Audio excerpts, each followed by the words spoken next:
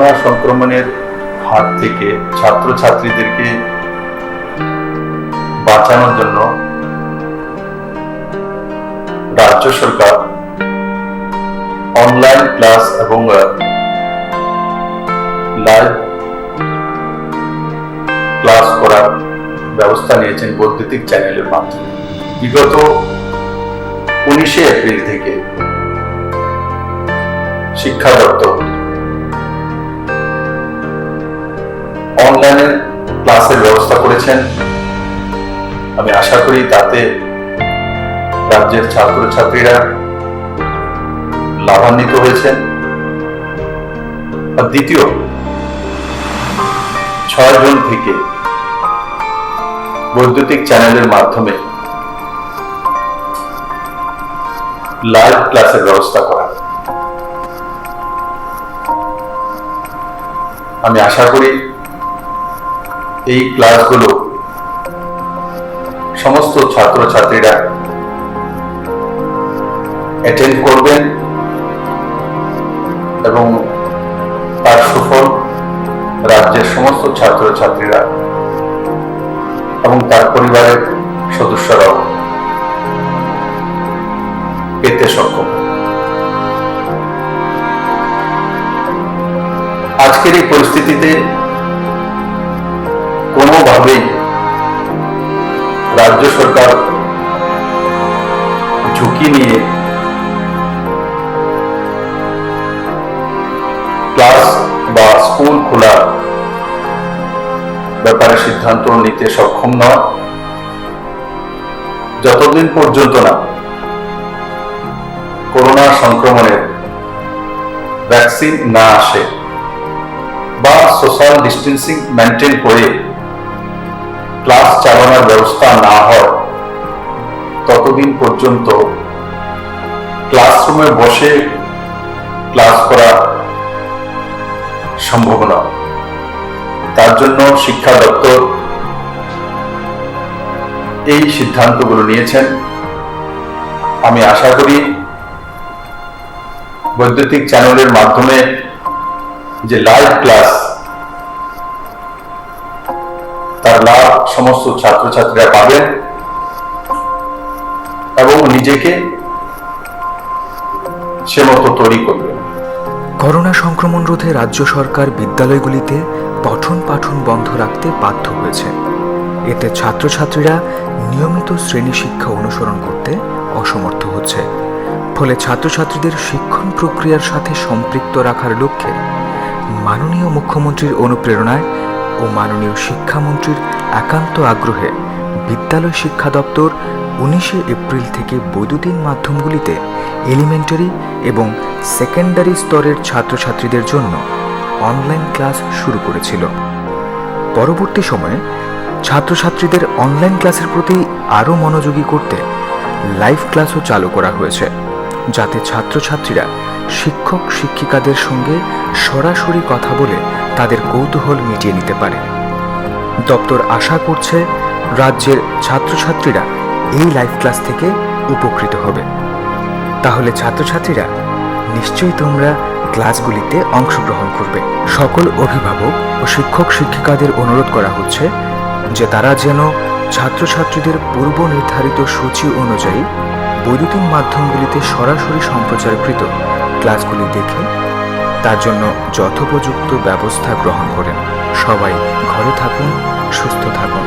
প্রিয় ছাত্রছাত্রী এবং অভিভাবকবৃন্দ, করোনার সংক্রমণের কারণে দীর্ঘদিন ধরে স্কুল বন্ধ রয়েছে, আমরা সবাই জানি।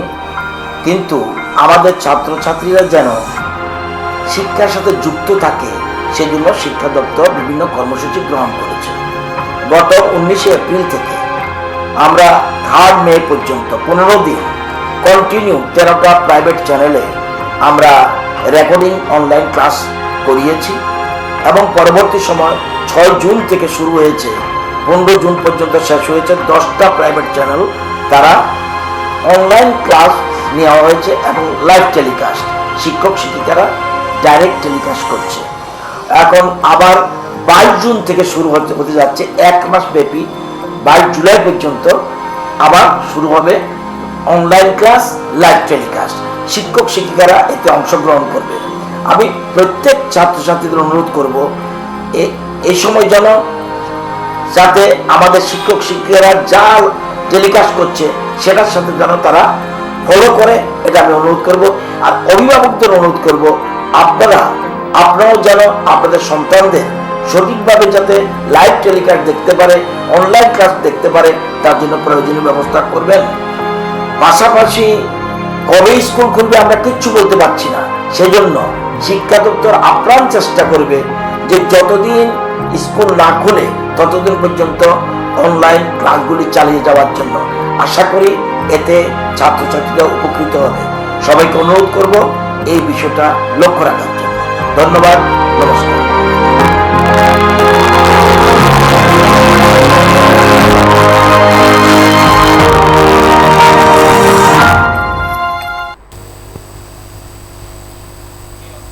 নমস্কার, স্বাগত জানাই মৃণালিনী এএনএন এ। আমরা প্রতিদিনের মতো আজকেও চলে এসেছি মৃণালিনী এএনএন এর অনলাইন ক্লাসে। তবে বর্তমানে এই করোনা মহামারীর জন্য সকল ধরনের স্কুল কলেজ কিন্তু বন্ধ। সেই কারণে কোনো ছাত্রছাত্রীর জন্য অসুবিধা না হয় সেই কারণেই রাজ্য সরকার একটি সিদ্ধান্ত নিয়েছে। সেই সিদ্ধান্ত অনুযায়ী বিভিন্ন চ্যানেলগুলিতে কিন্তু অনলাইন ক্লাস শুরু হয়েছে। সেই অনুযায়ী আমাদের মৃণালিনী এএনএনও অনলাইন ক্লাস শুরু হয়েছে এবং বিগত কিছুদিন ধরে এই অনলাইন ক্লাস চলবে।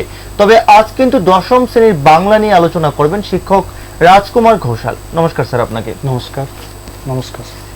তবে আশা করি সকল ছাত্রছাত্রীরা তোমরা একদম প্রস্তুত পুরো ক্লাসটা ফলো করার জন্য, এবং প্রতিদিনের মতো আজকেও কিন্তু স্যারের পুরো ক্লাস ফলো করবে আশা করি। তবে তোমরা একদম প্রস্তুত হয়ে যাও বই খাতা কলম নিয়ে একদম পুরো স্যারের ক্লাসটা ফলো করার জন্য। তবে স্যার প্রথম 40 মিনিট ক্লাস করাবেন, তারপর তোমাদের কাছে যে সময় দেওয়া হবে 15 মিনিট যে সময় দেওয়া হবে সেই 15 মিনিটের মধ্যে তোমরা সরাসরি স্যারের সাথে ফোন করে যোগাযোগ করতে পারো এবং যে ক্ষেত্রে অসুবিধা হবে সেটা নিয়ে তোমরা ডিসকাস করতে পারো। তবে স্যার আজকে কোন টপিকটা নিয়ে আলোচনা করবে? যেটা আলোচনা করছিলাম আগে সমাসে, সমাসে আলোচনা করব আজকে পরবর্তীগুলি। একদম একদম। তাহলে ছাত্রছাত্রীরা তোমরা একদম প্রস্তুত হয়ে যাও। স্যার যে আজকে টপিকটা নিয়ে আলোচনা করবে সমাস, সেটা নিয়ে একদম মনোযোগ সহকারে শুনবে এবং পরবর্তী সময় অসুবিধা হলে ফোনও করতে পারবে। আমি স্যারকে অনুরোধ করবো ক্লাস শুরু করার জন্য। সবাই ভালো আছো নিশ্চয়ই, সুস্থ আছো তো? অন্য দিনের মতো আজকেও খাতা কলম নিয়ে রেডি হয়ে যাও। তো এর আগে আমরা যে বিষয়টা নিয়ে শুরু করেছিলাম সেই বিষয়টা প্রথম লিখে নিই। সমাস, তার মধ্যে কর্মধারয়।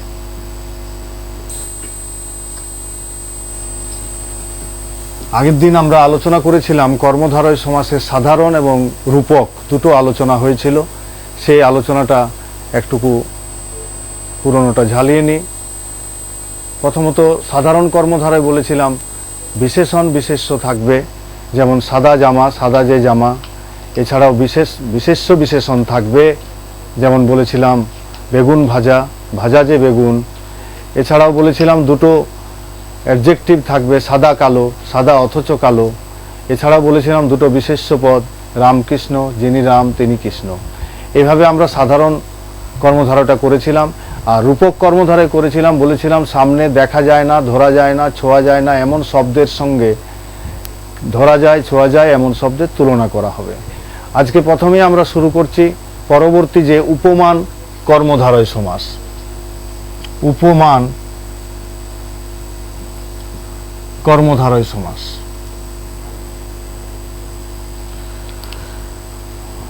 উপমান কর্মধারয় সমাসে আমি 3-4টা করে উদাহরণ দিচ্ছি। যেমন কাজল কালো, কাজল কালো, বরফ সাদা, ফেনা ধবধবে, তুষার ধবল, তুষার ধবল। আগের দিন একটা উদাহরণ দিয়েছিলাম, জাস্ট একটা বলেছিলাম এও রক্তের মতো রাঙা দুটি জবা ফুল। এই লাইনটা মনে রাখলে বলেছিলাম 4টা, একটু লিখছি আবার, তারপরে এই জায়গাটা বুঝাচ্ছি। এও রক্তের মতো রাঙা, রক্তের মতো রাঙা দুটি জবা ফুল।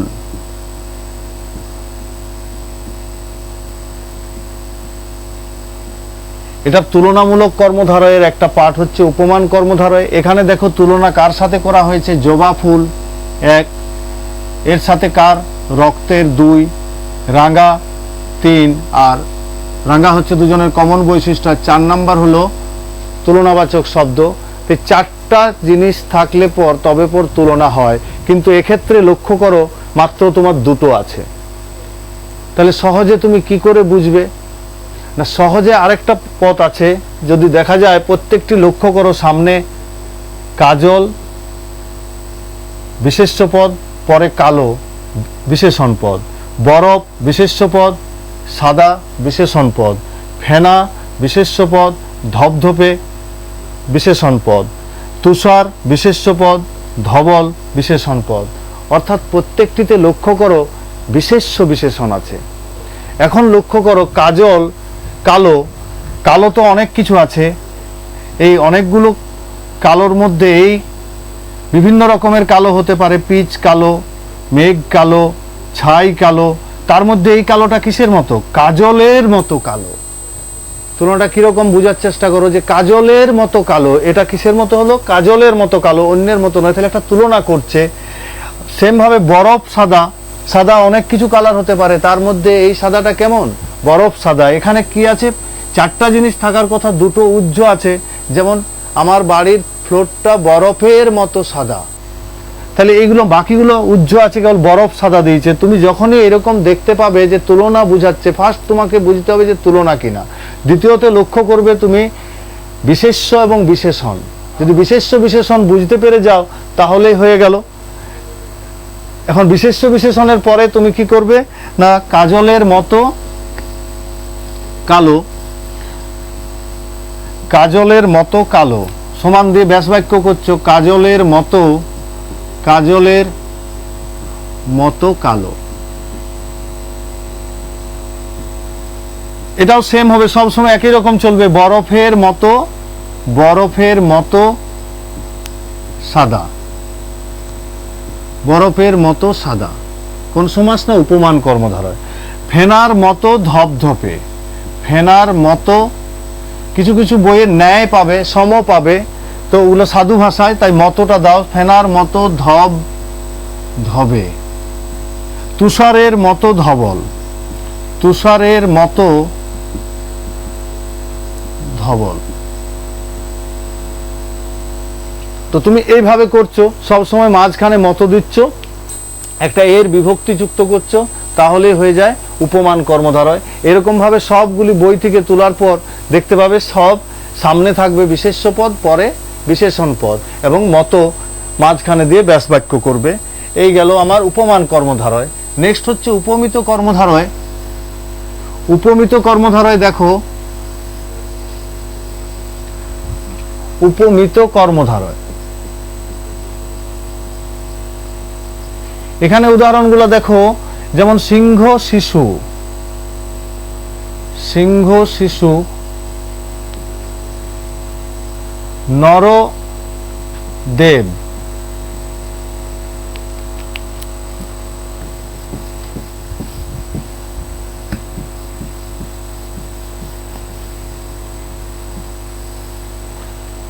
নরদেব। এরপরে পুরুষ সিংহ,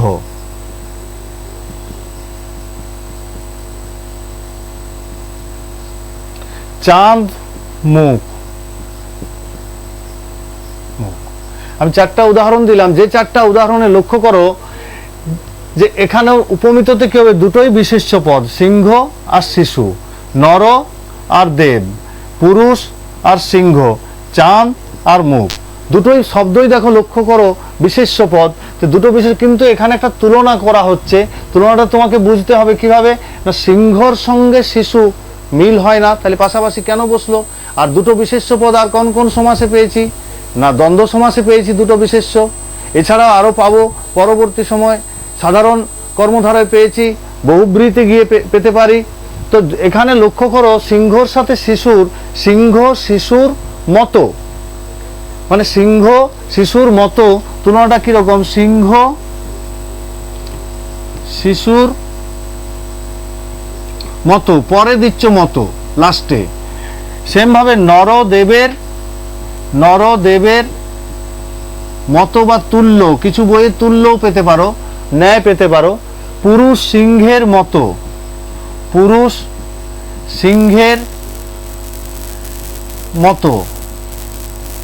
এছাড়া চাঁদ মুখ, এক্ষেত্রে যেহেতু ছোট তাকে সামনে রাখতে হয়, মুখ চাঁদের মতো, মুখ চাঁদের, চাঁদ বড় মুখ ছোট তাই সামনে সবসময় ছোটটাকে, মুখ চাঁদের মতো। তাই উপমিত কর্মধারায় দেখতে পেলাম কি দুটোই বিশেষ্য পদ থাকবে, কিন্তু তুলনা বুঝাবে। ফার্স্ট আমরা যেটা করছি সেটা তুলনাবাচক কর্মধারয়। তাই তুলনাবাচক কর্মধারয়ের মধ্যে তিনটা পার্ট, উপমান, উপমিত, রূপক। তো উপমানে দেখতে পেয়েছি প্রথম বিশেষ্য পরে বিশেষণ, কাজল কালো, এবং সেটা তুলনা বুঝাচ্ছে। এখানেও সিংহ শিশু, এটা তুলনা বুঝাচ্ছে, তাই সিংহ শিশুর মতো, এই তুলনাটা বুঝতে হবে এবং দুটো বিশেষ্য পদ হবে, তবেই শেষে দেবে মতো। ঠিক আছে। আর রূপক আগের দিন করেছিলাম, মন মাঝি, মন রূপ মাঝি, আশালতা, আশারূপ লতা। এছাড়াও কর্মধারয় সমাসের আরেকটি বিভাগ রয়ে গেল, সেটা হচ্ছে মধ্যপদলোপী কর্মধারয়। মধ্যপদলোপী কর্মধারয়, বানানটা একটু দেখে নাও, মধ্যপদলোপী। উদাহরণ হিসেবে আসতে পারে এগুলো, মধ্যপদলোপী কর্মধারয়। মধ্যপদলোপী কর্মধারয়টা কিরকম?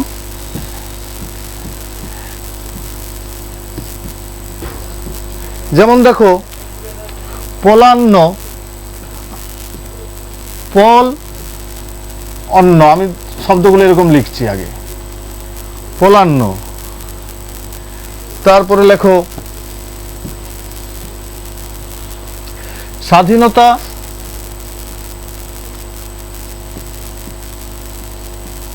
দিবস, স্বর্ণ মুদ্রা, স্বর্ণ মুদ্রা। নেক্সট লেখা যায়। তো এই তিনটাকে আগে দেখে নিই। লক্ষ্য করো, শূন্যস্থান পূরণের মধ্য, মাঝের একটা পদ লোপ পেয়েছে, মাঝের একটা পদ লোপ পেয়েছে। এই লুপ্ত পদটা তোমাকে যাতে দুটোর সাথে মিল হয় এমন একটা শব্দ আনতে হবে। যেমন পল মিশ্রিত, মিশ্রিত, পল মানে মাংস আর তার সাথে অন্ন, দুটো মিক্সড হচ্ছে, পল মিশ্রিত অন্ন। স্বাধীনতা স্মরণে, স্মরণে পালিত দিবস, স্বর্ণ নির্মিত মুদ্রা। এবার আরো দু একটা উদাহরণ নাও। সাহিত্য, সাহিত্য অধিবেশন,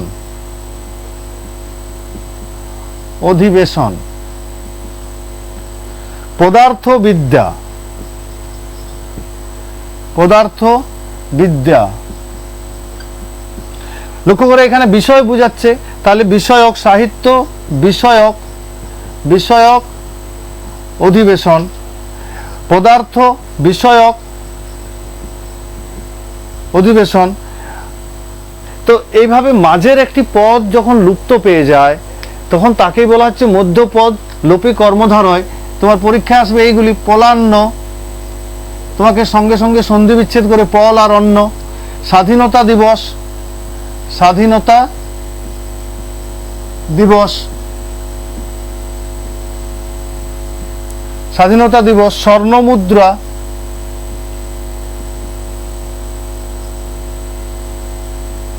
সাহিত্য অধিবেশন, সাহিত্য অধিবেশন। পদার্থ বিদ্যা, পদার্থ বিদ্যা। এই মাঝের পদটি আনতে গেলে মধ্যপদ, এই দুটোতে মিলবে এমন একটি পদ, তাই এইগুলো একটু একটু ধরে ধরে তুলে তুলে বই থেকে মুখস্থ করতে হবে, তাহলে সহজেই পারবে এই মিডিলের এটি পদটিকে। তাই এর জন্য মধ্যপদ, মাঝের একটি পদ লুপ্ত হয়ে যায় বলে একে মধ্যপদ লোপী কর্মধারয় বলা হচ্ছে। তাহলে কর্মধারয় সমাসটা আমরা শেষ করলাম এখানে। কর্মধারয় সমাসে কি দেখতে পেলাম না, প্রথমত বিশেষ্য বিশেষণের যে ব্যাপারটা সেটা প্রত্যেক ক্ষেত্রে পেয়েছি, একমাত্র মধ্যপদ লোপী কর্মধারয় ছাড়া। যেখানে সাধারণ কর্মধারয় চারটির কথা বলেছিলাম, একটা প্রথম হচ্ছে বিশেষণ বিশেষ্য, একটা 2 নাম্বার হলো বিশেষণ বিশেষ্য বিশেষণ, 3 নাম্বার বিশেষণ বিশেষণ, 4 নাম্বার পেয়েছিলাম বিশেষ্য বিশেষ্য। আর তুলনামূলকের যে তিনটা, উপমান, উপমিত, রূপক।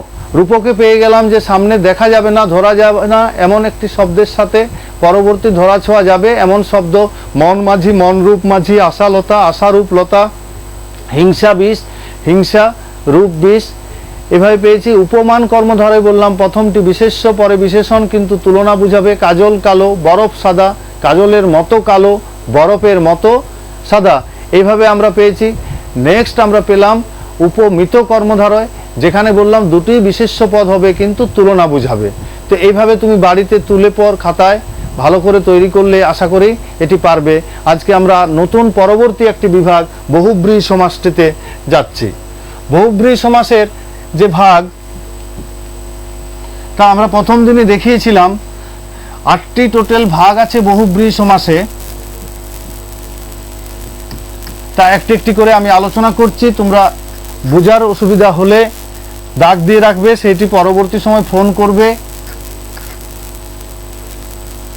তো প্রথমত বহুব্রীহি সমাসে আমরা পাবো সমানাধিকরণ বহুব্রীহি। সমানাধিকরণ বহুব্রীহি।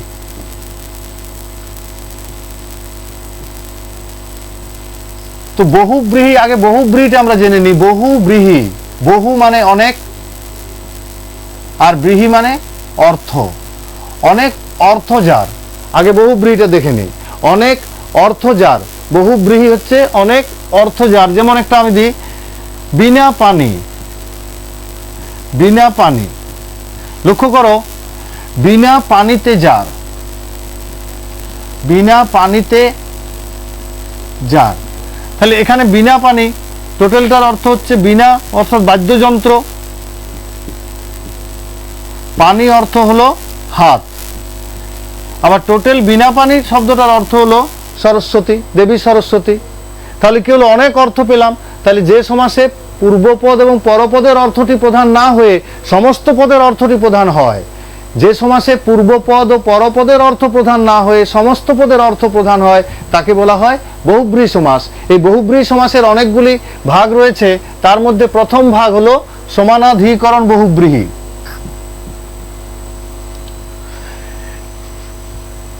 প্রথমত সমানাধিকরণ বহুব্রীহি তে লক্ষ্য করো, যেমন নীলকণ্ঠ, নীলাম্বর,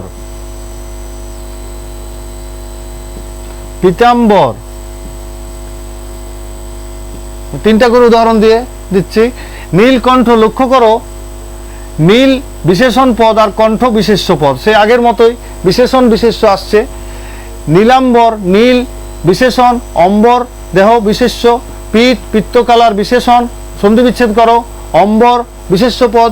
তাহলে কি হয়ে গেল, নীল কণ্ঠ যার। তুমি এরকম যার দেবে, নীল কণ্ঠ যার। নীল অম্বর যার, নীল অম্বর যার।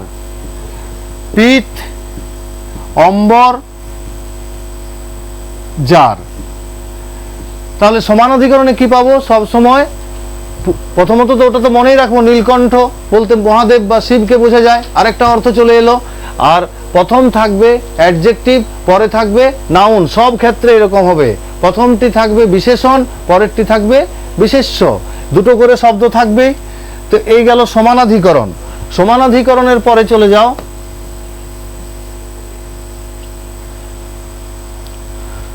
ব্যাধিকরণ। ব্যাধিকরণ বহুব্রীহি। ব্যাধিকরণ বহুব্রীহিতে আমরা দেখতে পাবো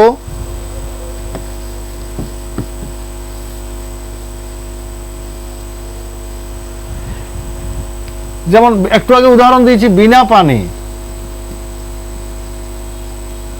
চন্দ্রচূড়, চন্দ্রচূড়, পিনাক পানি, পিনাক পানি। লক্ষ্য করো এখানে বিনা বলেছিলাম একটু আগে বহুব্রীহি সংজ্ঞাটা দিতে গিয়ে, যে বিনা হচ্ছে বিশেষ্য পদ, পানি হলো হাত, বিনা মানে বাদ্যযন্ত্র, পানি হাত বিশেষ্য পদ, চন্দ্র চাঁদ চূড়া দুটোই বিশেষ্য পদ। পিনাক বিশেষ্য পদ, পানীয় বিশেষ্য পদ।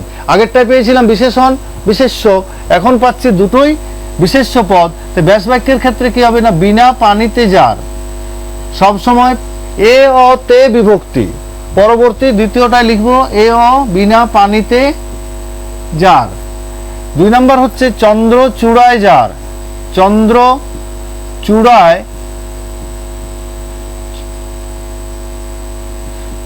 যার। নেক্সট হচ্ছে পিনাক পানিতে যার, পিনাক মানে ডমরু, পিনাক পানিতে যার। তাহলে এটা গেল বেধিকরণ বহুব্রীহি। বেধিকরণ বহুব্রীহিতে চলে এলো, বহুব্রীহির মূল যে বৈশিষ্ট্য দিয়েছিলাম সেটা এখানে পেয়ে গেলাম, যে বিনা পানিতে যার, পিনাক পানিতে যার, চন্দ্র চূড়ায় যার। এইভাবে বেধিকরণের পরে আমাদের আসছে পরবর্তী সহার্থক বহুব্রীহি। সহার্থক বহুব্রীহি। সহার্থক বহুব্রীহি আরো সহজ। সহার্থক বহুব্রীহিতে লক্ষ্য করো, সপুত্র, সক্ষেত্র, স্বগ্রাম, সপত্নী। লক্ষ্য করো প্রত্যেকটা শব্দের প্রথমেই দন্তস্ব দিয়ে শুরু হয়েছে, প্রত্যেকটা শব্দের প্রথমেই দন্তস্ব দিয়ে শুরু হয়েছে। তাহলে তুমি সহজেই চিনতে পারবে যে সহার্থক কোনটি। না প্রথমেই যদি দন্তস্বটি থাকে তাহলে আমরা সহার্থক চিনে নিতে পারি। বেশিরভাগ ক্ষেত্রে এরকম হবে, দন্তস্ব সামনে থাকবে, তখনই তুমি দন্তস্বটাকে বাদ দিয়ে বিশেষ্য পদ, প্রথমে দন্তস্ব পরে বিশেষ্য পদ। তাহলে পুত্রের সঙ্গে বর্তমান, পুত্রের সঙ্গে বর্তমান, এই সটার জন্য দিলাম সঙ্গে বর্তমান। এরকম সব ক্ষেত্রেই হবে, ক্ষেত্রের সঙ্গে বর্তমান। পরেরটা গ্রামের সঙ্গে বর্তমান, সব একই রকম এখন চলবে, গ্রামের সঙ্গে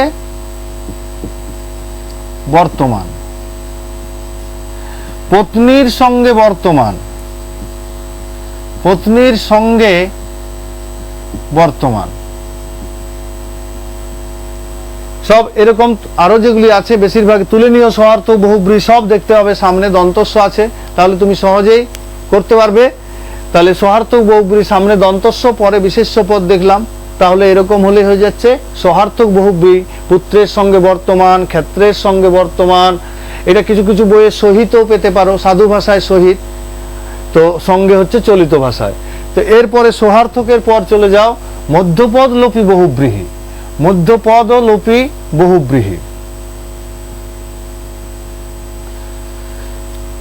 মধ্যপদলোপী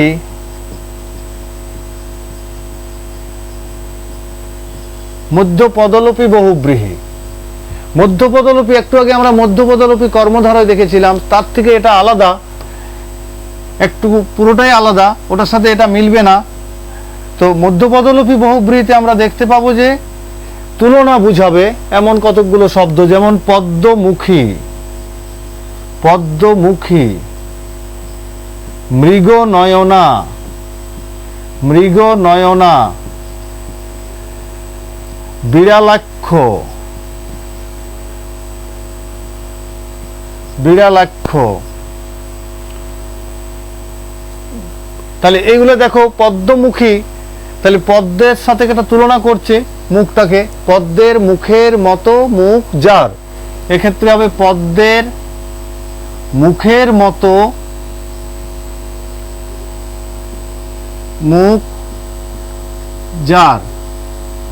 একটু ব্যাস বাক্যটা বড়, কেন তুলনা করছে মুখটা কিসের মতো না পদ্মের মতো। মৃগনয়না, মৃগের, মৃগ মানে হরিণ, মৃগের নয়নের মতো, নয়নের মতো নয়ন যার। বিড়ালাক্ষ, এটা একটু যুক্ত করতে হবে, বিড়ালাক্ষ, বিড়ালের অক্ষির মতো, অক্ষি মানে চোখ, অক্ষির মতো, অক্ষি, অক্ষি যার। সেমভাবে কপোতাক্ষ, কপোতাক্ষ, কপোত যোগ কপোত মানে পায়রা, কপোতের অক্ষীর মতো অক্ষিজার, কপোতের অক্ষীর মতো অক্ষি যার, এরকম ভাবে সবগুলি হবে। যতগুলি পাবে তুমি বই থেকে 10টি 12টি তুলে পর করলে সবগুলি একই রকম ভাবে আসবে। তো এটা গেল মধ্যপদ লোপী বহুব্রীহি। এরপরে আসছি আমরা বেতিহার বহুব্রীহি। বেতিহার বহুব্রীহি, বেতিহার উদাহরণ হিসেবে আসতে পারে বেতিহার বহুব্রীহি। বেতিহার বহুব্রীহি যেমন রাতারাতি, প্রথমে লাঠা লাঠি দিই, লাঠা লাঠি, হাতা হাতি, রাতারাতি, কানাকানি, বেলাবেলি। লক্ষ্য করো সব শব্দগুলো রিপিটের মতো হচ্ছে, একটা আকার আর একটা রস্যিকার আছে। হাত লাঠি লাঠি, হাত হাত, রাত রাত, কান কান, বেলাবেলি, একটা শব্দের যেন রিপিট দেখতে পাচ্ছি। ব্যাস বাক্যর ক্ষেত্রে বিভিন্ন রকম হয়, অর্থটি বুঝে বুঝে একটু ব্যাস বাক্যটি করতে হয়। তো এক্ষেত্রে দেখো লাঠিতে লাঠিতে যে ঝগড়া, লাঠিতে লাঠিতে পরস্পর যে ঝগড়া, পরস্পর যে ঝগড়া, সেভাবে হাতে হাতে, হাতে হাতে যে ঝগড়া। রাতারাতিটার ক্ষেত্রে একটু আলাদা হয়ে যায়। রাত থাকতেই, রাতারাতি তাড়াতাড়ি, তাড়া থাকতেই, রাত থাকতেই কাজটা করে ফেল, রাত থাকতেই, তাড়া থাকতেই, বেলা থাকতেই, বেলা বেলি দিয়েছি। কানাকানিটা একটু আলাদা। কানে কানে যে মন্ত্রণা, কানে কানে যে মন্ত্রণা। বেলাবেলি, বেলা থাকতেই, বেলা থাকতেই। এই গেল বেতিহার বহুব্রীর ক্ষেত্রে। তাহলে বেতিহার বহুব্রী দেখতে পেলাম কি একটা রিপিট শব্দটা যেন হচ্ছে। এবং ব্যাস বাক্যগুলোর ক্ষেত্রে একটুকু মনে রাখতে হবে যে কিছু ক্ষেত্রে ঝগড়া, যেমন কানে কানে মন্ত্রণা, মন্ত্রণা মানে কিছু কথা বলা কারুর সম্পর্কে, কারু। বেলা থাকতেই, বেলাবেলি, বেলাটা থাকতেই। তো এইভাবে হবে, এটা বেতিহার বহুব্রী। এরপরে আমরা চলে যাই সংখ্যাপূর্বক বহুব্রীহি। সংখ্যা পূর্বক, আমি যখন দ্বিগু সমাস আলোচনা করছিলাম তখন দেখিয়েছিলাম, বলার চেষ্টা করেছিলাম যে দ্বিগু সমাসের সাথে সংখ্যাপূর্বক বহুব্রীর একটা মিল পেয়ে যায়। কিন্তু কিভাবে দুটোর পার্থক্য আলাদা করব দেখো। যেমন দেখো দশানন, দশানন। এবার দিলাম সেতার, পঞ্চানন, ষড়ানন।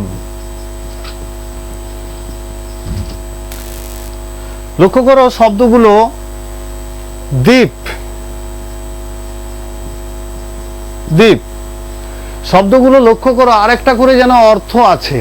দশানন, 10 যোগ আনন, দশানন 10 যোগ আনন অর্থাৎ রাবণকে বোঝাচ্ছে।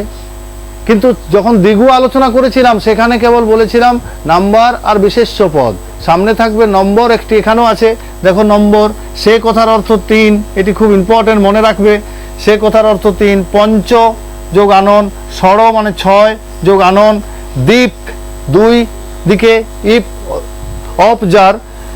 তো একটু ব্যাস বাক্যগুলো দেখে নাও, দুটোর কিরকম পার্থক্য হচ্ছে দ্বিগুর সাথে বহুব্রীহির। প্রথমত হলো দশানন কিভাবে করবে এই ক্ষেত্রে না, 10 আনন যার, আর সেখানে আমরা দ্বিগুতে করেছিলাম সমাহার। 10 আনন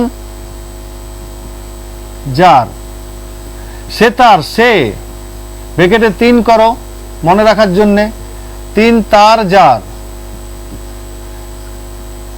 পঞ্চ আনন যার, পঞ্চ তুমি ব্র্যাকেটে 5 লিখে দিতে পারো, 5 আনন যার,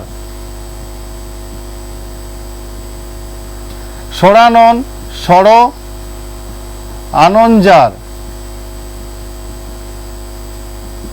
ষড় ব্র্যাকেটে 6 লিখতে পারো, 6 দ্বীপ, দুই দিকে অপ যার, অপ মানে জল যার।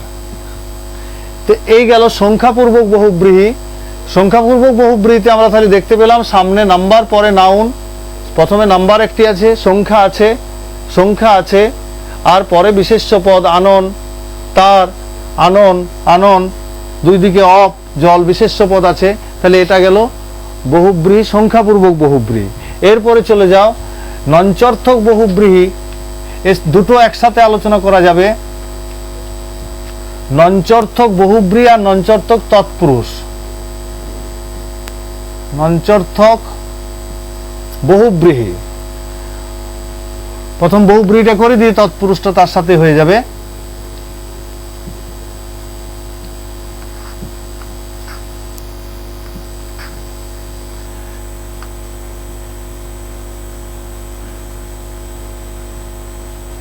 দেখো নঞ্চর্থক বহুব্রীহিতে পাচ্ছি, প্রথমে আমি দিই নিরুপমা, উদাহরণ দিই, নিরুপমা, অনাচার, অথৈ, আনাড়ি। লক্ষ্য করো বেপরোয়া, আরো একটা দিদি উদাহরণ, বেপরোয়া।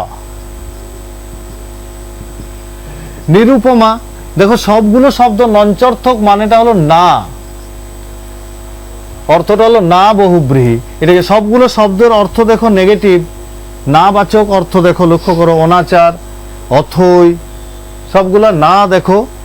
তাহলে নিরুপমা নেই উপমা যার, নেই উপমা যার। লক্ষ্য করো নেই আচার, আচার মানে এখানে কালচার, নেই আচার যার। অথৈ নেই থই, থই বলতে যেখানে জলের টিপ, কতটা জল আছে পুকুরে বা লেকে আমরা বুঝতে পারছি না, তখন বলি থই, নেই থই যার। আনাড়ি নেই নারী জ্ঞান যার, নেই নারী জ্ঞান যার। বেপরোয়া নেই পরোয়া যার, নেই পরোয়া যার। এইভাবে সবগুলো দেখো সামনে নেই বসলো, এবং সবগুলো নেগেটিভ শব্দ তুমি দেখতে পেলে, সবগুলোকে নেগেটিভ শব্দ, এর সাথে তৎপুরুষের একটা মিল পেয়ে যায়। তাই একসাথে আলোচনাটা করে দিলে ভালো হয়। না তৎপুরুষের ক্ষেত্রেও নেগেটিভ শব্দ, কিন্তু অর্থটা এটার যেমন একটু কঠিন, ওটা আরো সহজ। যেমন অজানা, তৎপুরুষের ক্ষেত্রে কি করে আসবে না, অজানা, অচেনা, অদেখা, খুব সহজ, অজানা নয় জানা, এরকম লিখতে হবে। জাতটা দেব না, বহুব্রীহির ক্ষেত্রে জাত দেব। নয় চেনা, নয় দেখা। এই গেল, এটা তৎপুরুষের এগুলো উদাহরণ। তৎপুরুষ না তৎপুরুষ বা নঞ্চর্থক তৎপুরুষ, এইটার এই উদাহরণগুলো দিলাম। এখানেও দেখো আমি পরে আবার এটাকে আলোচনা করব তখন, যখন তৎপুরুষ পড়াবো। তাহলে আমরা দেখতে পেলাম কি বহুব্রীহি, না বহুব্রীহি বা নঞ্চর্থক বহুব্রীহি সবগুলি নাবাচক শব্দ বা নেগেটিভ শব্দ হবে। তো এটা গেল। এখন লাস্ট চলে যায় নেক্সট, অলুক বহুব্রীহি। আগের দিন আলোচনা করেছিলাম দ্বন্দ্বতে, অলুক দ্বন্দ্বতে, তখন বলেছিলাম অলুক বহুব্রীহি বা এটার নাম বলেছিলাম অলোপ। উদাহরণ হিসাবে এটা খুব আসে পরীক্ষায়। অলোপ, লোপ পাবে না, বা অলুক, লুক দেখবো, কি দেখবো, বিভক্তি দেখবো। বিভক্তি যেমন মুখে ভাত, গায়ে হলুদ, লক্ষ্য করো বিভক্তি আছে এবং আরেকটা জিনিস বোঝাচ্ছে, এটা তার আরেকটা নাম আছে বলেছিলাম, অনুষ্ঠানবাচক বহুব্রীহি। অনুষ্ঠানবাচক বহুব্রীহি, এটা উদাহরণ হিসেবে আসে। স্যার আমি মাঝখানে একটা কথা বলছি, আশা করি স্যার যেভাবে বুঝিয়েছেন তোমরা ভালো করে বুঝছো, এবং যারা বোঝোনি তারা নিশ্চয়ই তোমরা ফোন করতে পারো। তাহলে টিভি স্ক্রিনে যে নম্বরটা আছে 8258936928, এই নম্বরে তোমরা সরাসরি ফোন করতে পারো। এবং স্যার যে আজকে সমাসের যে টপিক, সমাস নিয়ে যে আলোচনা করছে, সেক্ষেত্রে যদি তোমাদের কোনো ক্ষেত্রে অসুবিধা হয়ে থাকে তাহলে নিশ্চয়ই ফোন করে স্যারের সাথে ডিসকাস করতে পারো। আমি আবারও স্যারের কাছে চলে যাব। ঠিক আছে, তোমরা ফোন করো যদি বুঝতে কোনো জায়গায় অসুবিধা আছে। তো মুখে ভাত, দেখো অনুষ্ঠান বোঝাচ্ছে, গায়ে হলুদ, মুখে ভাত দেওয়া হয় যে অনুষ্ঠানে, মুখে ভাত দেওয়া হয় যে অনুষ্ঠানে, গায়ে হলুদ দেওয়া হয় যে অনুষ্ঠানে, গায়ে হলুদ দেওয়া হয় যে অনুষ্ঠানে। তো এরকম ভাবে সব ব্যাস বাক্যগুলি আসবে তোমার এক্ষেত্রে, তুমি এইভাবে করবে। তাহলে আমরা এখন বহুব্রীর যে আলোচনাটি করলাম, তাতে প্রথম করলাম সমানাধিকরণ। 8টা ভাগ হলো কিনা দেখে নি। সমানাধিকরণে বললাম সামনে থাকবে বিশেষণ, পরে থাকছে বিশেষ্য, যেমন নীলকণ্ঠ, নীলাম্বর, পীতাম্বর বলেছি উদাহরণগুলি দিয়ে। আরও তুমি বইয়ের থেকে আরও কতকগুলি তুলে এইভাবে করতে থাকো। দিয়ে পরে বললাম বেধিকরণ, বেধিকরণে বললাম দুটোই থাকবে বিশেষ্য পদ। এরপরে বেধিকরণের পর আমরা মধ্যপদলোপী বললাম, মধ্যপদলোপী বহুব্রীতে বললাম তুলনা বুঝাবে। তাই তুলনা যেমন পদ্মমুখী, মৃগনয়না, বিড়ালাক্ষ, কপোতাক্ষ, এরকম উদাহরণ দিলাম, দেখতে পেলে। এরপরে আমরা বললাম সহার্থক বহুব্রীহি। সহার্থক বহুব্রীহি সামনে দন্তস্ব, পরে বিশেষ্য পদ থাকবে, যেমন সপুত্র, সক্ষেত্র, সগ্রাম, এরকমভাবে সামনে দন্তস্ব ব্যাস বাক্যটি কী করবে, গ্রামের সঙ্গে বর্তমান, পুত্রের সঙ্গে বর্তমান। এরপরে আমরা করলাম বেতিহারের পরে নঞ্চর্থক বহুব্রীহি, না বহুব্রীহি। না বহুব্রীহিতে দেখলাম না শব্দটা নেগেটিভ শব্দ থাকবে। অলুক, হ্যাঁ ফোনটা নিন। নমস্কার, কে বলছো? হ্যালো হ্যালো, নমস্কার, কে বলছো? হ্যালো, দুঃখিত, ফোনটা ডিসকানেক্ট হয়ে গেছে, হয়তো বা নেটওয়ার্কের সমস্যা রয়েছে। আমি আবারও স্যারের কাছে চলে যাব। হ্যাঁ, তারপরে আমরা নঞ্চর্থক বহুব্রীর পর করলাম অলুক বহুব্রী, যেটা আগের দিনও আলোচনা করেছিলাম অলুক সমাসটা আলোচনা করতে গিয়ে। তো আমরা এইভাবে শেষ করলাম বহুব্রীহি। তাহলে আমাদের শেষ হলো দ্বিগু সমাস, প্রথম করেছিলাম, শেষ হলো। তারপরে করলাম আমরা দ্বিগুর পরে দ্বন্দ্ব সমাস, কর্মধারয় সমাস, বহুব্রীহি সমাস, শেষ হলো। এখন আমরা ধরবো তৎপুরুষ সমাস, আর দুটো হলেই শেষ হয়ে যাবে। তৎপুরুষ সমাস, এই তৎপুরুষ সমাসটা আগের দিন আমাকে বলেছিলে একজন আলোচনা করতে, আজকে আমি শুরু করছি এই তৎপুরুষ সমাসটিকে। দেখে নাও, প্রথমে একটা সূত্র দেব তৎপুরুষ সমাসের।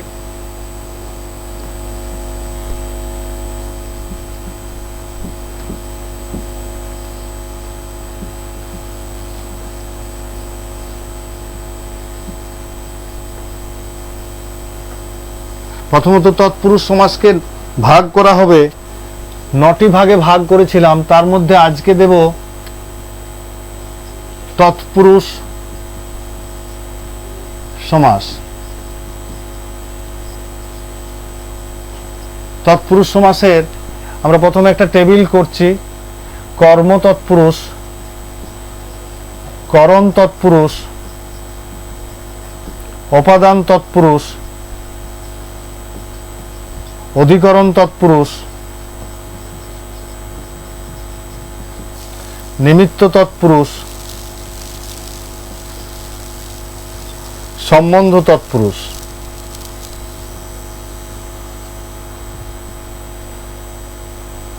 এরপরে এখানে হলো বিভক্তি, এটা তৎপুরুষ সমাস, তৎপুরুষ। এবারে হলো বিভক্তি, অনুসর্গ, আর লাস্ট হলো সূত্র। তোমরা ক্লাস 9-এ বা তার আগে কিন্তু সূত্রগুলি করেছো।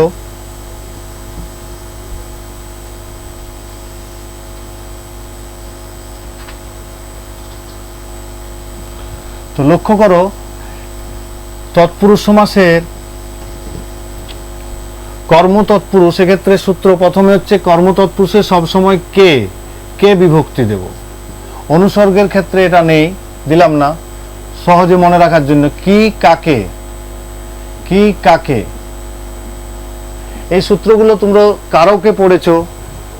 কে কার কারা কাহারা দিয়ে ক্রিয়াকে প্রশ্ন করলে যে উত্তর পায় কর্তৃকারক, কি কাকে দিয়ে ক্রিয়াকে প্রশ্ন করলে যে উত্তর পায় কর্মকারক, কি দ্বারা কি দিয়ে ক্রিয়াকে প্রশ্ন করলে করণকারক, কি হতে কি থেকে দিয়ে ক্রিয়াকে প্রশ্ন করলে অপাদান কারক, কোথায় কখন কিসে দিয়ে ক্রিয়াকে প্রশ্ন করলে অধিকরণ কারক, আর কি জন্য কিসের নিমিত্ত দিয়ে ক্রিয়াকে প্রশ্ন করলে নিমিত্ত কারক। সেই সূত্রটাই এখানে আসছে, ওটা মনে রাখলে এটা সহজে পারবে। আমি সংক্ষেপে সূত্রটা তার জন্য দিচ্ছি। হ্যাঁ, ফোনটা নিয়ে নেন। নমস্কার, কে বলছো? হ্যালো, হ্যালো, আমি বিজয় দাসনাথ বলছি, কোত্থেকে বলছো? দুর্জয়নগর থেকে। হ্যাঁ বলো, কোনো প্রশ্ন থাকলে বলতে পারো। হ্যাঁ, তোমার কর্মকারককে কর্মধারয়, হ্যাঁ আরেকবার বলো। হ্যাঁ স্যার। হ্যাঁ, কর্মধারয়, ঠিক আছে। তুমি শুনো, ভালো বুঝতে পারছো তো? হ্যাঁ স্যার। হ্যাঁ, তো আরেকবার বলছি, কর্মধারয়টা শুনে নাও। হ্যাঁ, তুমি শুনতে থাকো। কর্মধারয় সমাস প্রথমেই বলেছিলাম, উদাহরণ দিয়েছিলাম আমি। কর্মধারয় সমাসকে আমরা 3টে ভাগে ভাগ করেছিলাম: সাধারণ কর্মধারয়, তুলনামূলক কর্মধারয় আর মধ্যপদলোপী কর্মধারয়। সাধারণ কর্মধারয় আমরা 4টা ভাগে দেখিয়েছিলাম। যদি তুমি দেখতে পাও সামনে বিশেষণ আর পরে বিশেষ্য, যেমন লাল জামা, লাল যে জামা, ভাঙা চেয়ার, ভাঙা যে চেয়ার, এগুলো সাধারণ কর্মধারয়। ভাঙা যে চেয়ার, ভাঙা, তাহলে এটা গেল। কিংবা আবার পাচ্ছিলাম দুটোই বিশেষণ, যদি পাই দুটো বিশেষণ, যেমন সাদা কালো, সাদা অথচ কালো, দুটো বিশেষ্য। রামদেব, যিনি রাম তিনি দেব, রামকৃষ্ণ, যিনি রাম তিনি কৃষ্ণ, এগুলো বলেছিলাম সাধারণের। তো সাধারণ কর্মধারায় মূলত কি পেলাম না, যে সমাসে পূর্বপদ এবং পরপদে একটি বিশেষ্য কিংবা বিশেষণ থাকে। টোটাল কর্মধারয় সমাসটাই এটার উপরে নির্ভর করে। বিশেষ্য এবং বিশেষণ যদি থাকে, ঠিক আছে, এবং পরপদের অর্থটি প্রধান হয়, সমাসটাতে কি কি থাকবে? বিশেষ্য এবং বিশেষণ, অর্থাৎ নাউন আর অ্যাডজেক্টিভ, কিন্তু পরপদের অর্থটি প্রধান হবে। এছাড়াও আমরা উপমান, উপমিত, রূপক এই ভাগগুলো করেছিলাম। আর লাস্ট করলাম মধ্যপদ লোপী, যেটা মাঝের একটি পদ লুপ্ত হচ্ছে, এভাবে করছিলাম। আশা করি তোমার উত্তরটি পেয়েছো। এখন তুমি এই তৎপুরুষ সমাসের এগুলি দেখে নাও ভালো করে। আরো বুঝতে অসুবিধা হলে ফোন করতে পারবে। দ্বারা দিয়ে, এটা সূত্র ছিল কি দিয়ে, কি দিয়ে বা কি দ্বারা। এরপর হচ্ছে উপাদান, থেকে হতে, থেকে হতে, আর এখানে কি থেকে বা কি হতে, কি হতে। অধিকরণ, কোথায় কখন কিসে, এ অতে, এ অন্তস্থ তে। হ্যাঁ, ফোনটা নিয়ে। নমস্কার, কে বলছো? সংখ্যাপূর্বক বহুব্রী আর সংখ্যাপূর্বক ত্রিভুজ সমাসের ভিতরে ডিফারেন্সটা কি? হ্যাঁ হ্যাঁ, সুন্দর প্রশ্ন স্নেহের ছাত্র, শুনে নাও তোমার এটা। সংখ্যাপূর্বক বহুব্রী আর সংখ্যাপূর্বক দ্বিগু নয়, দ্বিগু সমাস বা সমাহার দ্বিগু, দুটোর মধ্যে পার্থক্য। সমাহার দ্বিগু বা দ্বিগু সমাসের সাথে সংখ্যাপূর্বক বহুব্রীর পার্থক্যটা, প্রথমত দুটোতেই দেখতে পাবো যেটা সংখ্যা আছে, সামনে নাম্বার আছে। যেমন কোনগুলি নাম্বার? দ্বি, ত্রি, চৌ, চতু, পঞ্চ, ষড়, সপ্ত, অষ্ট, নব, দশ, শত, এই সব নাম্বারগুলি সামনে থাকবে দুটো সমাসের ক্ষেত্রেই। কিন্তু পরে থাকবে কি? দুটোর ক্ষেত্রেই নাউন থাকবে। তাহলে চেনা অসুবিধা হয়ে যাবে একটা। তখন তোমাকে লক্ষ্য করতে হবে বহুব্রী সমাসের ক্ষেত্রে যে আরেকটা অর্থ। বহুব্রী সমাসের সংজ্ঞাটা কি বলেছিলাম? যে সমাসে পূর্বপদ ও পরপদের অর্থটি প্রধান না হয়ে সমস্ত পদের অর্থটি প্রধান হয়। যেমন দশানন, 10 আননজাত, তখন আরেকটা অর্থ চলে এলো রাবণ। ঠিক আছে, কিন্তু অন্যদিকে দেখো দ্বিগু সমাসের ক্ষেত্রে আরেকটা অর্থ আসবে না। পঞ্চগ্রাম, পঞ্চগ্রামের সমাহার, তে মাথার সমাহার। বুঝতে পেরেছো? তাহলে দ্বিগুর ক্ষেত্রে আরেকটা অর্থ আসছে না, দুটোই সংখ্যা থাকবে কিন্তু এটার অর্থ একটা হবে দ্বিগু সমাসে। কিন্তু বহুব্রী সমাস যেটা সংখ্যাপূর্বক বহুব্রীতে তোমার আরেকটা অর্থ পাবে। বুঝেছো তোমার উত্তরটি? অসুবিধা হলে আরো ফোন করো। ধন্যবাদ। দেখো এ অতে অধিকরণ বিভক্তি থাকবে না, এখানে সূত্র হচ্ছে কোথায় কখন কিসে, কোথায় কখন কিসে। আর নিমিত্ত জন্য, কি জন্য। সম্বন্ধতে র এর বিভক্তি, অনুসর্গ নেই, এখানে হচ্ছে সূত্রতে সম্পর্ক বোঝালে, সম্পর্ক বোঝালে। হ্যাঁ, ফোনটা। নমস্কার, কে বলছো? হ্যালো হ্যালো হ্যালো, দুঃখিত, ফোনটা আবারও ডিসকানেক্ট হয়ে গেছে।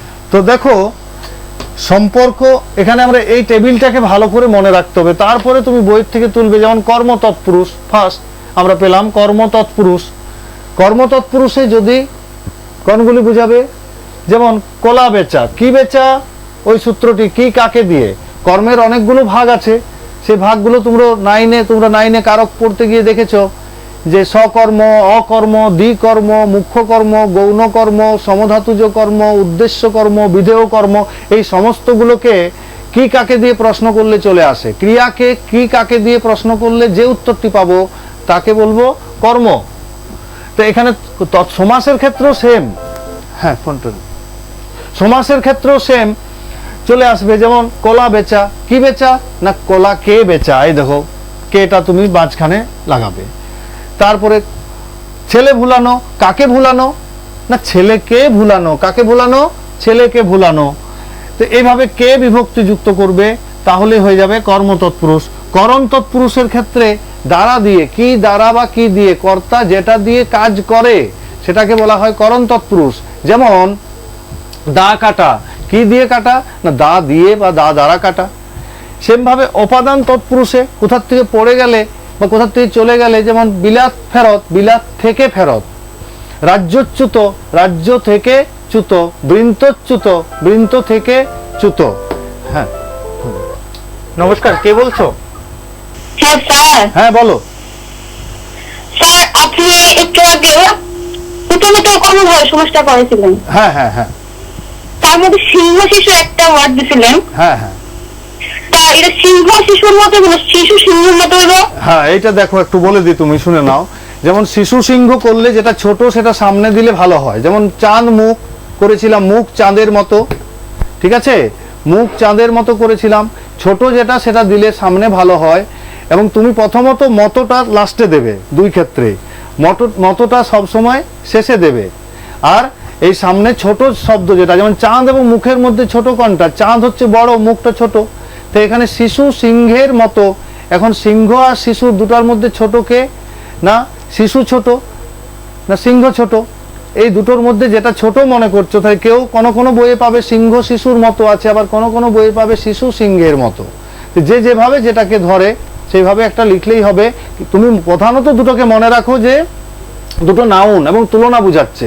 তখন যেটা ছোট মনে করো, সিংহ শিশুর মতো, এখানে সিংহকে যদি শিশুর সাথে ছোট মনে করো তাহলে শিশু সিংহের মতো দাও, ঠিক আছে, শিশু সিংহের মতো তখন দিও। আর মুখ চাঁদের মতো, চাঁদ বদন, সেম একটা উদাহরণ, বদন চাঁদের মতো, ঠিক আছে, শিশু সিংহের মতো দিও।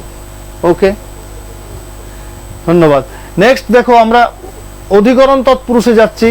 অধিকরণ তৎপুরুষে উপাদানে বলেছি থেকে হতে, কি থেকে কি হতে, এভাবে করবে। নেক্সট হলো অধিকরণ তৎপুরুষে এ অতে কোথায় কখন কিসে, কোথায় কখন, কোথায় কখন কিসে প্রশ্ন করব অধিকরণে, অর্থাৎ ক্রিয়াকে প্রশ্ন করব। রাত কানা, কখন কানা না রাতে কানা, এ দিলে বিভক্তি, ঠিক আছে। নেক্সট নিমিত্ত, কিছুর জন্য কোনো কারণে যদি বোঝায়, বালিকা বিদ্যালয়, বালিকাদের জন্য বিদ্যালয়, তো এইভাবে তুমি করবে। রান্নাঘর, রান্নার জন্য ঘর। আর সম্বন্ধ, যেমন সিংহ শিশু, সিংহীর শিশু, এক্ষেত্রে তুমি করতে পারো সিংহী শিশু। রাজপথ, তখন একটু উল্টে যায়, পথের রাজা। তাহলে আমরা দেখতে পেলাম এই টেবিলটাতে। আমরা পরের দিন আবার এখান থেকে শুরু করব। যদি বুঝতে অসুবিধা হয় তাহলে বলবে, এখান থেকে শুরু করব। সবাই ফোন করো, যদি বুঝার যে জায়গাগুলি অসুবিধা হচ্ছে আমি চেষ্টা করব তোমাদের এগুলিকে ভালো করে বুঝিয়ে দিতে। পরের দিন আমার আরেকটি সমাস রইল এবং এটারও কিছু বাকি রইল, তো সেটা পরের দিন এই সমাসটি শেষ করতে পারবো আশা করছি। সবাই ভালো করে এগুলি পড়ে নাও, যে জায়গাগুলি অসুবিধার মনে হচ্ছে দেখে নাও। আশা করি সবাই দেখবে এবং খাতায় তুলে তুলে করার চেষ্টা করো। সবাই ভালো থাকবে, সুস্থ থাকবে। ধন্যবাদ।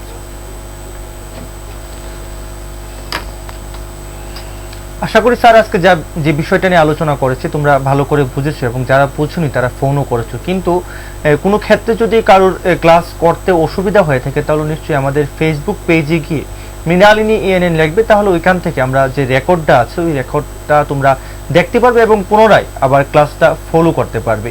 তবে আজকের মতন আমাদের এই অনলাইন ক্লাস এখানে শেষ করছি। এতক্ষণ বাড়িতে থাকুন, সুস্থ থাকুন এবং দেখতে থাকুন মৃণালিনী এএনএন। নমস্কার। নমস্কার সবাই।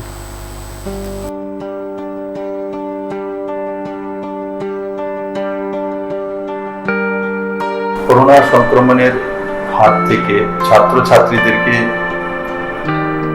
বাঁচানোর জন্য রাজ্য সরকার অনলাইন ক্লাস এবং লাইভ ক্লাস করার ব্যবস্থা নিয়েছেন বৈদ্যুতিক চ্যানেলের মাধ্যমে। বিগত 19শে এপ্রিল থেকে শিক্ষা দপ্তর অনলাইনে ক্লাসের ব্যবস্থা করেছেন। আমি আশা করি তাতে রাজ্যের ছাত্রছাত্রীরা লাভান্বিত হয়েছেন। আর দ্বিতীয়, 6 জুন থেকে বৈদ্যুতিক চ্যানেলের মাধ্যমে লাইভ ক্লাসের ব্যবস্থা করা। আমি আশা করি এই ক্লাসগুলো সমস্ত ছাত্রছাত্রীরা অ্যাটেন্ড করবেন এবং তার সুফল রাজ্যের সমস্ত ছাত্রছাত্রীরা এবং তার পরিবারের সদস্যরাও পেতে সক্ষম। আজকের এই পরিস্থিতিতে কোনোভাবেই রাজ্য সরকার ঝুঁকি নিয়ে ক্লাস বা স্কুল খোলার ব্যাপারে সিদ্ধান্ত নিতে সক্ষম নয় যতদিন পর্যন্ত না করোনা সংক্রমণের ভ্যাকসিন না আসে বা সোশ্যাল ডিস্টেন্সিং মেনটেন করে ক্লাস চালানোর ব্যবস্থা না হয় ততদিন পর্যন্ত ক্লাসরুমে বসে ক্লাস করা সম্ভব নয়। তার জন্য শিক্ষা দপ্তর এই সিদ্ধান্তগুলো নিয়েছেন। আমি আশা করি বৈদ্যুতিক চ্যানেলের মাধ্যমে যে লাইভ ক্লাস, তার লাভ সমস্ত ছাত্রছাত্রীরা পাবেন এবং নিজেকে সে মতো তৈরি করবেন। করোনা সংক্রমণ রোধে রাজ্য সরকার বিদ্যালয়গুলিতে পঠন পাঠন বন্ধ রাখতে বাধ্য হয়েছে। এতে ছাত্রছাত্রীরা নিয়মিত শ্রেণী শিক্ষা অনুসরণ করতে অসমর্থ হচ্ছে। ফলে ছাত্রছাত্রীদের শিক্ষণ প্রক্রিয়ার সাথে সম্পৃক্ত রাখার লক্ষ্যে মাননীয় মুখ্যমন্ত্রীর অনুপ্রেরণায় ও মাননীয় শিক্ষামন্ত্রীর একান্ত আগ্রহে বিদ্যালয় শিক্ষা দপ্তর 19শে এপ্রিল থেকে বৈদ্যুতিন মাধ্যমগুলিতে এলিমেন্টারি এবং সেকেন্ডারি স্তরের ছাত্রছাত্রীদের জন্য অনলাইন ক্লাস শুরু করেছিল। পরবর্তী সময়ে ছাত্রছাত্রীদের অনলাইন ক্লাসের প্রতি আরও মনোযোগী করতে লাইভ ক্লাসও চালু করা হয়েছে, যাতে ছাত্রছাত্রীরা শিক্ষক শিক্ষিকাদের সঙ্গে সরাসরি কথা বলে তাদের কৌতূহল মিটিয়ে নিতে পারে। দপ্তর আশা করছে রাজ্যের ছাত্রছাত্রীরা এই লাইভ ক্লাস থেকে উপকৃত হবে। তাহলে ছাত্রছাত্রীরা নিশ্চয়ই তোমরা ক্লাসগুলিতে অংশগ্রহণ করবে। সকল অভিভাবক ও শিক্ষক শিক্ষিকাদের অনুরোধ করা হচ্ছে যে তারা যেন ছাত্রছাত্রীদের পূর্ব নির্ধারিত সূচি অনুযায়ী বৈদ্যুতিন মাধ্যমগুলিতে সরাসরি সম্প্রচারকৃত ক্লাসগুলি দেখে তার জন্য যথোপযুক্ত ব্যবস্থা গ্রহণ করেন। সবাই ঘরে থাকুন, সুস্থ থাকুন।